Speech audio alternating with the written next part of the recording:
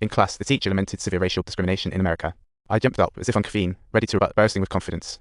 Young and impulsive, as Wan Yang and I were about to leave, the entire class shot us hostile glares like we were interrupting their Netflix binge. At a crucial moment, Cheng Dongking blocked the door like a bouncer, ensuring our safe exit, our guardian angel. The three of us became best buds. Cheng Dongking, from the countryside, finally entered our school on his third try. This guy was as witty as a log and had an oral English level that could only be described as what it is. He often got teased for his pronunciation. Hey Cheng Dongking, studying Japanese. Irony. Totally. You're stuck on the old version. You should check out the Oxford one. I saw him as an alien living on a totally different planet.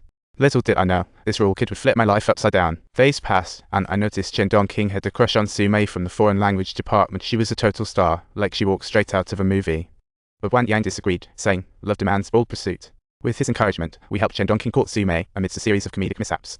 During that time, we schemed together, watching Cheng Dongking enter the makeover contest for love. It stirred up a mix of emotions in me, and finally, Cheng Dongking hit the jackpot in love. But fate had a laugh at his expense. He ended up needing a year off school to deal with suffering from FOMO. Wan Yang invited me to see Cheng Dongking. I was cramming for TOEFL, dreaming of America like candy in a child's dream. I was scared my daydreaming would mess with my exam, so I declined, but deep down, I cared about Cheng Dongking. I handed him my unused English book, but it accidentally had a note meant for myself. I didn't expect that little blunder would tie us together. And before I knew it, it was visa day. When I got that dream ticket to the US, my joy soared like a roller coaster. I could barely contain myself. America, here I come. Yes, I forgot my own name. Oh boy. I finally realized I was one step closer to my dream. It felt like hitting the jackpot. To chase that dream, I decided to settle in the US for good. No turning back. You're living the dream. Just don't ever come back again, seriously. The day we parted, Wang Yang and Cheng Dongking wore sad faces, while I pretended to be cool on the surface, but inside, a storm was brewing. Our university bond couldn't be broken by words, but the strong call of America made me realize. I stepped onto unknown ground and joined Columbia University's lab as a TA upon arriving in the US. I felt like I was already at the forefront of my dreams, with a bright future ahead.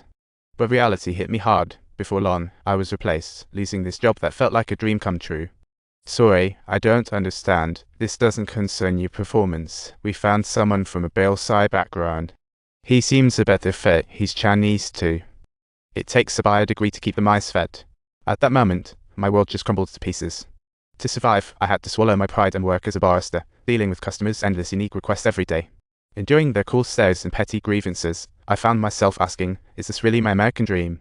Meanwhile, back in China, Cheng Dongking faced her own upheaval, dumped by Sume and expelled from her school. Yet she didn't lose heart. Instead, she started a training center. I was shocked and proud. As time passed, I heard her training center was booming, which left me absolutely amazed.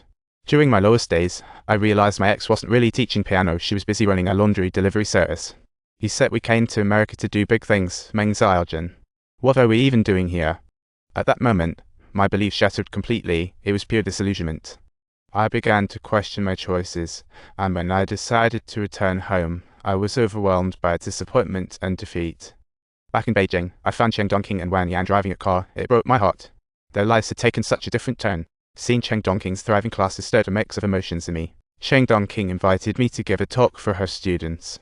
When she said I was her inspiration, my emotions were all over the place. The kid who could barely stumble through English had now achieved enviable success, while I came back empty-handed from America. I put on a brave face and stepped onto the stage, ready to give my speech. I swore I'd deliver a solid, organized talk this time. But when I faced those eager eyes, I suddenly lost all my confidence.